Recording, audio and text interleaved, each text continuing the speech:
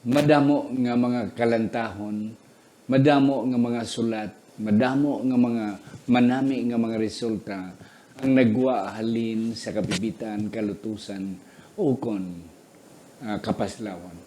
Kagisa sini ang libro sang mga tagay-piso.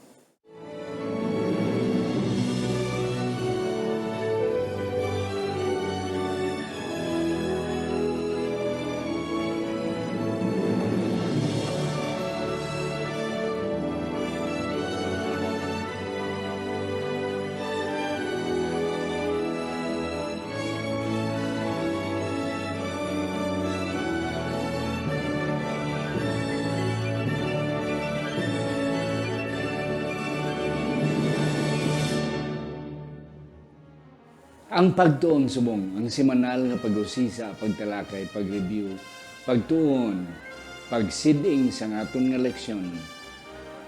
Ini ginadala sa inyo sang Media Ministry Department sang aton iglesia diri sa Central Philippine Adventist College. Ang aton mga pagtuon sa leksyon sa eskwela sa Batika. Ako si Pastor Luisito Tomado, ang inyo masonson nga host sa sini nga programa ang pagtuon subong. Kag-ari ang akon duwa naman ka mga bisita sa pila na kasimana nga sila na pagigupod sa akon. Kag nagapasalamat ako mga kauturan sang ila nga dedikasyon kag sa ila naman nga pagbaton sini nga panghangkat. Ang una akon pakilala sa inyo siya ang aton values teacher diri sa aton nga Academy Department sa CPAC. Wala sang iban si Pastor and Sir John Lloyd Coro. Sir, mayong adlaw sa imo. Mayong adlaw, Pastor. Kag mayong adlaw man sa aton mga tigpalamati. Kag updan ni kami sa amon naman nga sa aton naman pagtuon sa buong semana. Sa diri sa aton pagtuon sa buong. Ang ikadwa na akong nga pakilala sa inyo, siya ang aton nga senior church pastor diri sa CPAC. Mga kauturan, wala sang iban si Pastor Delbert Hintapanan. Pastor, mayong adlaw sa imo. Mayong adlaw, Pastor, kag mga adlaw man sa aton mga kauturan kag mga kaabyanan nga nagasunod sa nga programa kag dala na Ginoo sa kaganan katuon kita sa iyang mga pulong.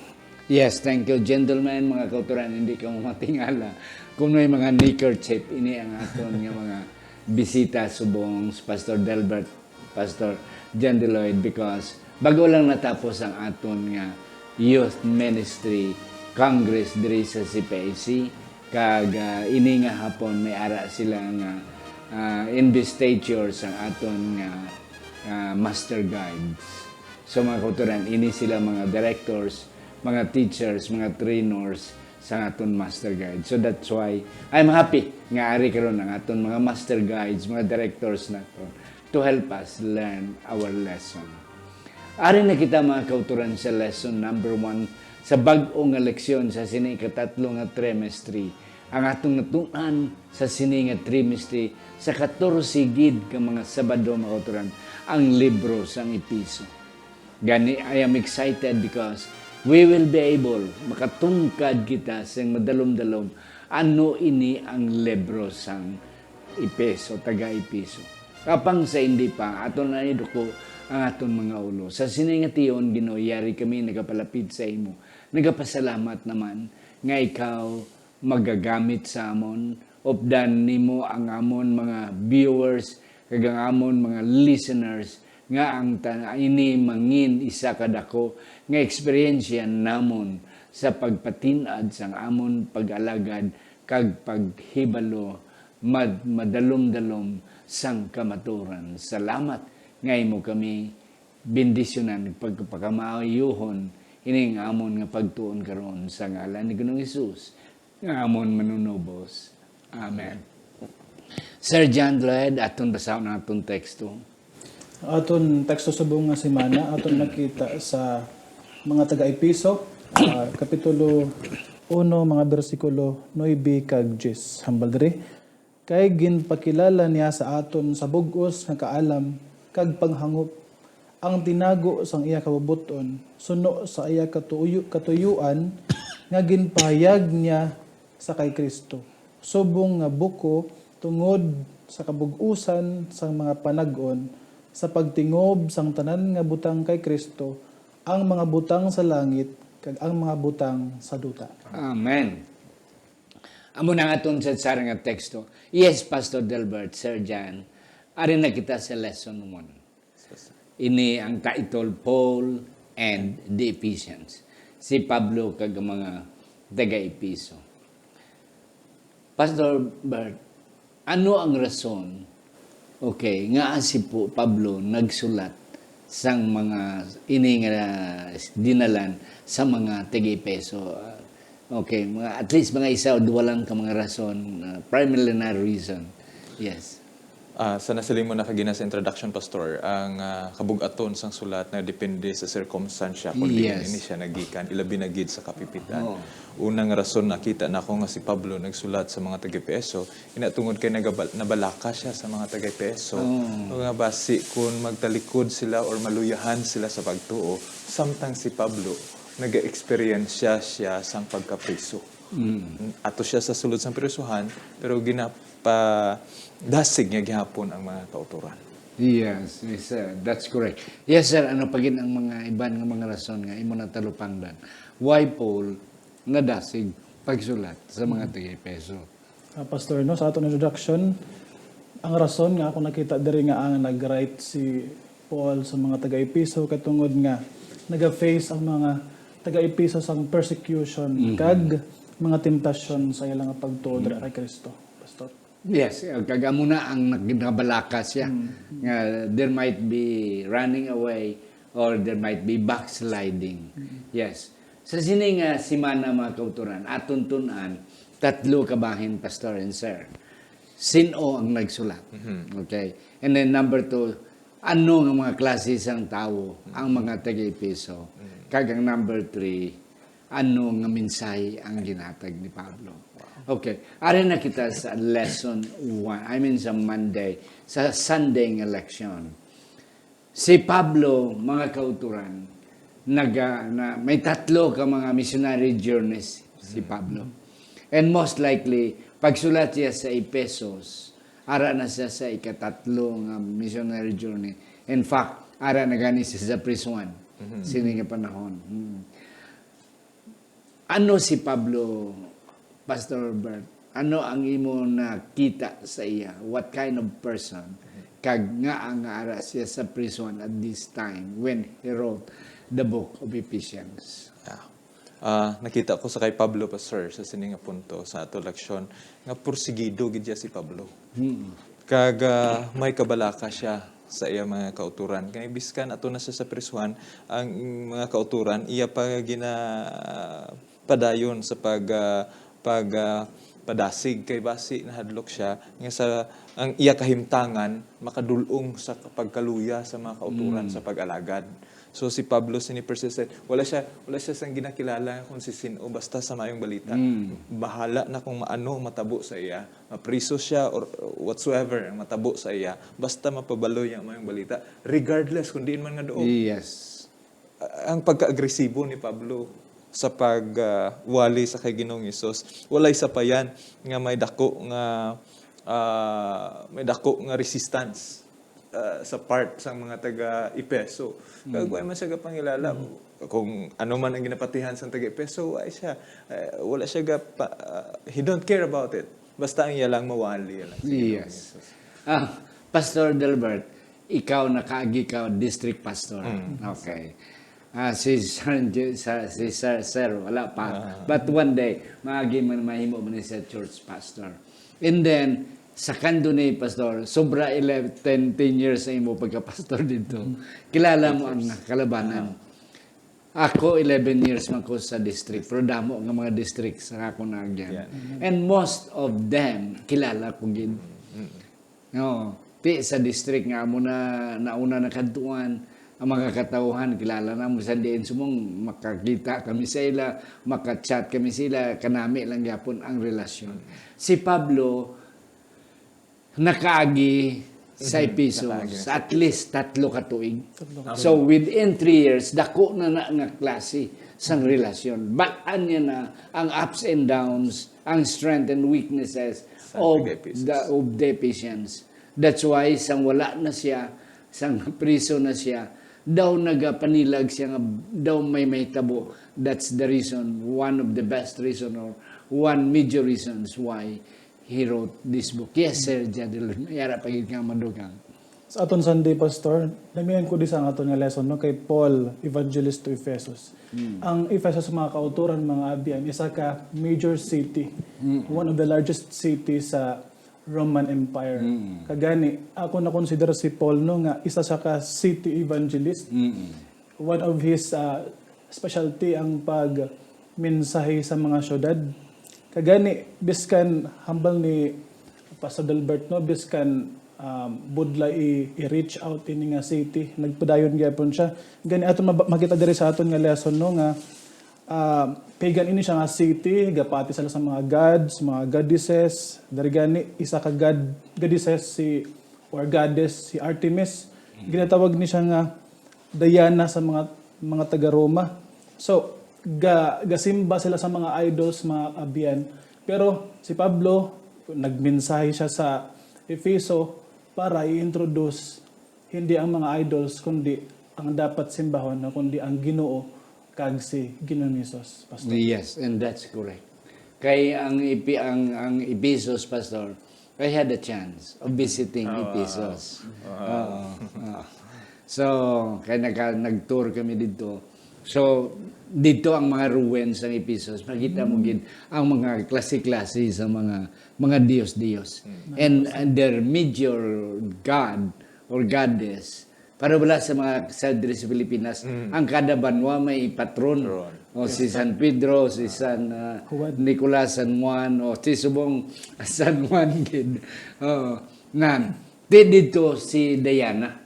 Okay, Artemis a Greek nga term, but in the Roman language is Diana, but they are the same. Okay, amo gina ang ilang nga god, ang goddess nila. Na sa sini nga sitwasyon na bala ni Pablo nga base bala ma-influensya. Kag ti ang mga Kristiyano sini nga panahon are minorities mo. Oh, ti amo nang kuan ni Pablo concern niya nga base madaldal, base persuade, base madala ini ang mga Christians dito sa Ephesus. Yes, Pastor Delbert. Yes, Pastor. So, nag-agi si Pablo sa Ephesus, so nagbalik siya in his third missionary journey. Ang nakita ko di is that nga, ati ang mga taga-Ephesus nagtuugid kay Pablo. Pagka madamo gani sa ila, makita naton nga bisan pa gani atong mga libro nila sang ila mga magic kag mga libro nila sang ila mga ginapatihan gindala nila kag sunog, and it cost them so much. So sa baylo sa to, pero nagtuo sila sa gihapon sa kay Pablo kag sang maayong balita ni Pablo nanungod sa kay Ginoong Hesus. Yes, and that's correct. Now kadto kita sa Monday naton nga leksyon. A riot in the amphitheater. Ano ni Sir John Deloyd ang imo natalupang dandri? Ano ang nahitabo nga may riot dira? Kag ano ang mayong resulta halin sa riot sa mga kagamo dito sa Ephesus? Pastor, no, sa aton nga diri sa Monday, no, aton nabalaan sa aton Sunday nga hilig ni sila mag-worship sa mga idols. Gani may mga ginatawag ni sila diri nga mga silversmith, gaobra sa mga shrines or sa aton pangaguro nga hambalanon, mga palamuti, mga idols, mga Diyos-Diyos. Hilig ni sila maghimo. So tungod kay nag-abot ang mensahe, ang Kristyanismo dito sa Efeso na ang ilang pangabuhian na apektuhan, nakulbaan sila nga base hindi na mabakal ang ilang mga ginapang-obra, mga palamuti or mga shrines. So nagkaara sing riot, sa English mga kauturan, nagkaara sing commotion. Halin sa marketplace, pakadto dito sa amphitheater, ang temple ni Artemis or Diana. So dito may nagsininggitay sila ang mga taga-Efeso, nagambal sila ganito sa English nga, great is Artemis of the Ephesians. Pero after sang kinamo or singgitanay, commotion or riot, ang naitabo mga kauturan, nagpadayon gyapon sila si Apostle Paul kag ang mga believers sa pagpangwali. Gani after sang commotion, Paul meets with the believers kag naghalin sila sa syudad. Meaning, nagpadayon sila gihapon mga abyan sa pagmensahe biskan nagkara sing commotion or kagamo sulod sa city sang Efeso. Yes, and that's correct. Kay ti nagabot ang Kristyanismo, even though nga hindi gid dako pero apektado gid ang negosyo. Sila. Oh, ti may ara nga demonstration ano na sa aton subong ano nang panawag na may rally. Oh, kagasinggita ng mga tao nga great is Diana or great is Artemis. Kay parang maano ni do ma die out bala ang sentimento nga hindi na mabakal kundi ilang at least ma-persuade nila mga tao nga still Diana or the Artemis is still great. That's why amo na siyang natabo. And then sakto to Sir John Dulaid nag-retreat sila ni Pablo para lang nga hindi gin mapektuhan maayo pero at least nagapadayon. So isa ni sa mga rason nga nagsulat si Pablo sang dito na siya sa Roma sang napriso siya nga base magpadayon tong mga Kristiyanon sa paghipos-hipos na lang kaya hindi na sila magpadayon sa pag-alagad tungod sang puwersa sang mga taga-Epeso against them. Yes, Pastor. Ako lang din appreciate, Pastor, ang impact sang buluhaton kag buhat ni trabaho ni Pablo bilang manubali. Nga imagine ka na impact sa pangabuhian sa taga-Epesos nga batunon ang pagtulunan sa Kristo nga ginwali ni Pablo nga ginbiyaan nila kag bisan hindi na amo sa silimo na kagina ang ila ginahimo nga mga pinanday hindi na mabakal tungod kay nagatuo sila sa kay Pablo kag si Pablo man nagapadayon sa paglaygay sa iglesia. Yeah. Okay, mga kauturan, si Pablo sa atong leksyon, ang author nagpahibalo sa aton nga most likely ginsulat ni Pablo dito sa Roma sa prison sang AD 62. Okay. Tatlo sa katuig sang AD 53 to AD 57. And then 5 years after na priso na siya kag amo na ang pagsulat siya sang libro nga Ephesians. Yes, hearing the letter to the Ephesians. Ano ni Pastor ang content ari diri? Taanom lang ni kapitulo ang Ephesians. Yes. Ano Pastor ang mga kontenido sining libro sang Ephesians nga aton tunan sa sulod sang tatlo ka bulan. Ang libro sang Efeso, Pastor, ginsulat ni Pablo para basahon sang iglesia. Kag sa sulod sa iglesia madamo sang mga nagapamati pwede may sa nauna nga bahin para gid sa panimalay. So may tatay, may nanay, kag kung kaisa sa ila panimalay kung post pa may ara pa mga slaves, Yeah. may mga bisita, uli pariente. Yeah. Okay. So ang nanamian ko diri sa kay Pablo kay gin patuhoy na gid nga ang bugay sang Dios. Ha? Kag pagkatapos sina sa iyang opening kag introductions, blessings, and then ginpatuhoy niya sa mga kauturan nga kabahin sila gihapon sang panimalay sang Dios. Hindi lang dira sa Efeso. Yeah. Kundi sa iban pagid nga bahin sang kalibutan. So gagamit siya sang mga terminolohiya nga kaangay sila sang building, kaangay sila sang tinukod, kaangay man sila sang panimalay or magapabilin sila nga united nga naga-isa nga bisan pa nga may lain-lain nga bahin sila. So they are endowed with different spiritual gifts as well as a church. Kag ginhatag man ni Pablo nga sa katapusan ay iglesia kaangay man sang army. Yeah. Nga nagapadayon sa pakigbato sa persa sang kadulom kag sang kaawan. Yes. And that's correct mga kauturan. Kung imo basahon ang libro sa taga-Epeso, this is a general letter. Sulat ni Pablo para sa tanan. Kay ti si Pablo may sulat man sa individual mo. May sulat siya sa kay Timoteo. May sulat siya sa pakadto sa isa pa ang iyang ginsulatan isa na sa mga example. Pero ang kalabanan nga sulat ni Pablo para sa tanan, general letter, nga ang tanan pwede makabasa. Kanami isang punto mo kina Pastor, nga ini nga sulat, para sa tanan, daw panimalay bala. Ginkabig iya ang mga kauturan sa Efeso, nga daw iya lang panimalay. nga ara ang mga tigulang, ara ang mga bata, ara ang asawa, ara ang mga kababayanan, ara ang mga bisita, ara ang mga kaparintiyan. Yes, Sir General, ano pa yung muna talupang daan? Si Apostol Pablo, mga abyan, no, mga kauturan, sagad siya magsulat, Pastor. Amay namian ko kay Apostol Pablo. Sagad siya magsulat, metaphoric, rhetorical. So, kaisa siya ka-doktor mo.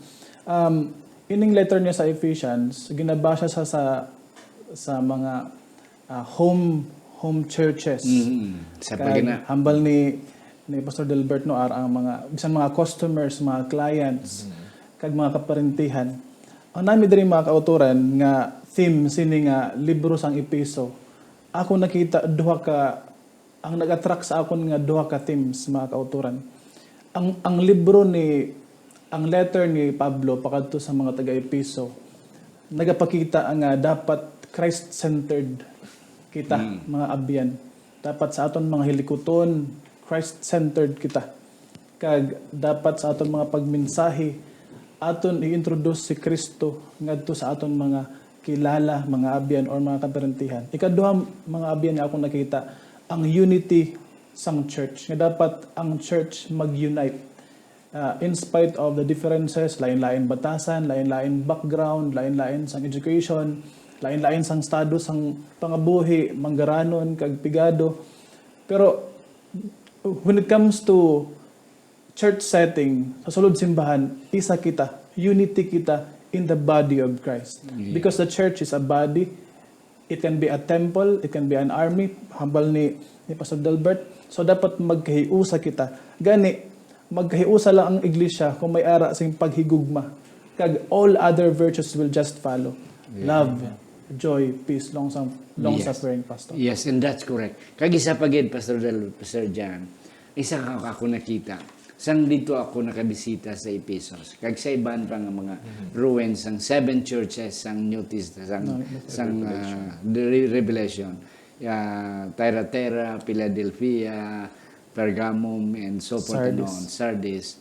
Sang dito kami sa Ephesus. Of course, ang Ephesus, amo ang pinakadako gid. Sa among ni nga mga cities na na-mentionar sa Book of Revelation, the 7 churches. Na daw parabla ruins, wala na mga tao da. Ginahimo nila na nga tourist spot. Dako ang income sang Turkey sinada kiti yung taalos tanan mga Christians would like to visit the 7 churches of the Book of Revelation. So ang Ephesus is the biggest. Ti damo gid templo. Damo sa mga Diyos. Pag pumangkot ko sa guide, kaya ang guide hindi man Kristo, hindi man yak Muslim man ang guide, kaya ang Turkey is Muslim country. Siling ko, where is the Christian church right here? We would like to see. And siling niya, no, we cannot find any ruins of any Christians. Yes. And then siling niya, most likely, during the time of Paul, because they were trained as guide, kabalo sila magdirason. Most likely during the time of Paul, the Christians were just worshiping in a house place, not necessarily in a big temple, just like the temple of Artemis, so forth and on. They were just worshiping in a house, in a home, or in any simple place not nearly built with the structure. So amo na siya. So kanami mo small group, house church, house sila. Ti siguro kung sa aton pero sa Pilipinas daw bulugang balay lang ang kinatupan sa gamay nga sin o kunipa just for them to meet together. So makita ni mo gidya ang family oriented spirit sa mga katawan. Nga isa kita pamilya. Pero kung dako ang katedral wala ka labot sa imo da. Away gani mo kilala ang iban ng mga membro. Yes. Ephesians in its time, amo ni Pastor Delbert. Ano ang mga literary style nga gingamit ni Pablo diri? Buot ko lang i-emphasize, Pastor, no, diri sa Efeso Kapitulo 1, versikulo 1 kag 2, nga si Pablo sa iya greetings, sa iya pagpanamyaw, ginmensionar niya ang bugay sang Dios, Yes. ang kaluoy sang Dios.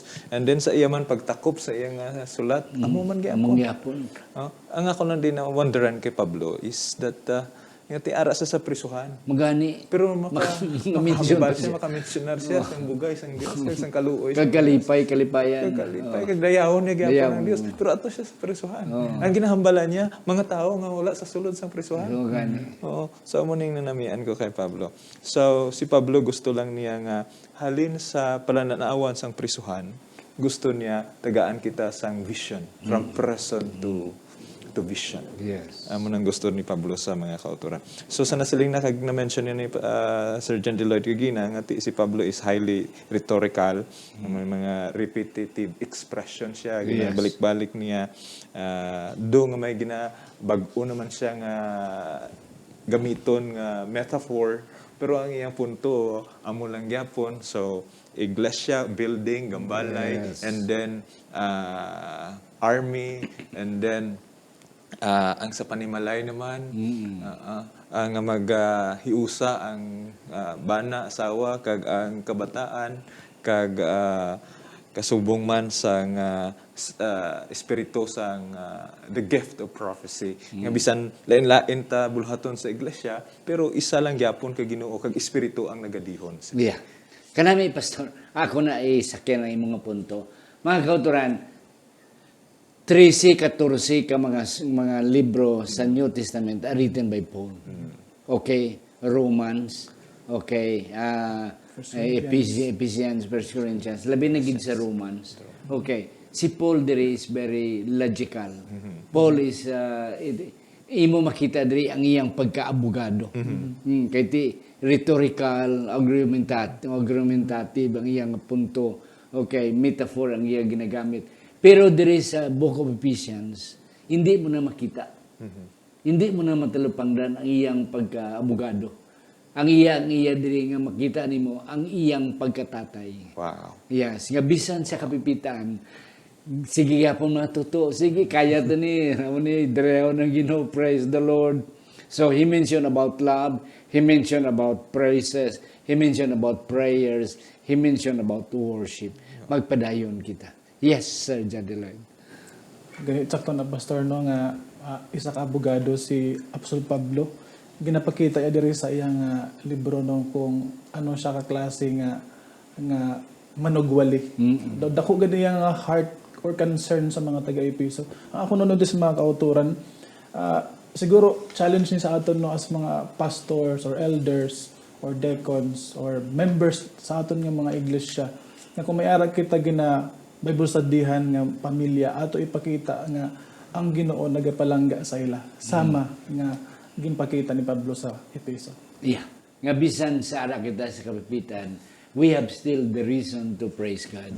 Bisan ara kita sa kaperdian na bankrupt na kita, namatyan kita, but we have still the reason nga magpasalamat katulad ni Apostol Pablo. Sa ating na Thursday, a Christ saturated letter. Okay, in others pa, ang Ephesians is a Christ-centered. Ano ni Pastor ang imo ma-share diri nga ang Christ-centered ang Ephesians? Kaysa una pa lang kapitulo, Pastor, sa kapitulo 1, versikulo 10, 9, kag 10, si Pablo nga, bisan sa langit kag sa duta, tinghubon gyapon kay Kristo. Ang pagpresentar ni Pablo si Kristo. Sa iban pagid nga mabahin diri sa libro sang Ephesus, nabahin gyapon kag ginapatuhoy gyapon ni Pablo sa kay Kristo. So the body of the church as the body ni Kristo man sa gihapon.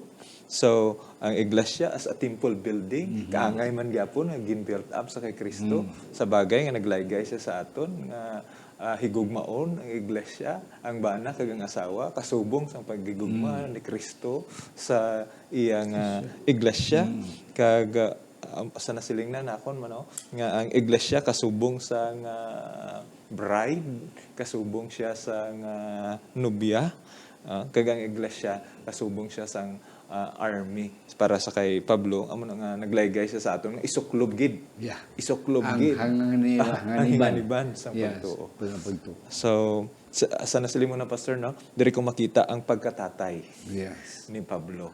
Kag I wish niya sa aton pag-alagad sa mga kauturan nga ang aton pagkatatay hindi ang aton argumentative nga pamaagi. Oo.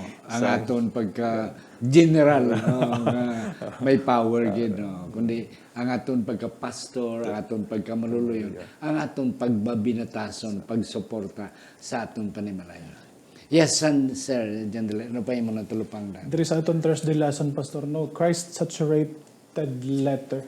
Ginapakita din ni Pablo si Kristo. Gani, iya ginhatag ang mensahe sa mga taga-Epeso, no, nga dapat nga mga kauturan, mag-unite sila dara kay Kristo.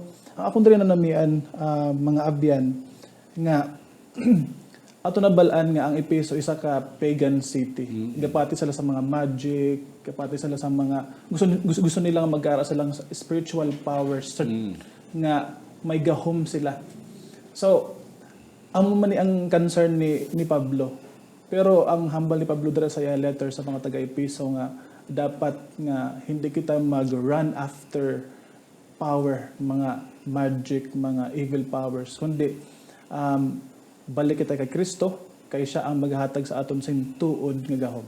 Pastor. Yes, and that's correct. And then, wala one last point, mga kauturan, nga itong matulupang dandiri sa atong Thursday, why the book of Ephesians is a Christ-saturated or Christ-centered. Kay diri si Pablo nagsiling, nga ang tanan is for Christ. Okay, parablas ang democracy. Ang democracy is of the people, by the people, for the people. Amo man ni siya. Ginplastar ni Pablo nga si Kristo, ang tanan na tuga para kay Kristo, by Christ, through Christ, by Christ, and of Christ. So amo ni siya ang sentro. And then we will be learning some more about sini nga mga punto, mga kauturan, nga ang ginkabig ni Pablo nga kita is an army, is a building. Kaya ang Ecclesia, iya gini-emphasize ang body as a body of church. Ecclesia is a body, is a building, is is a bride, kag army.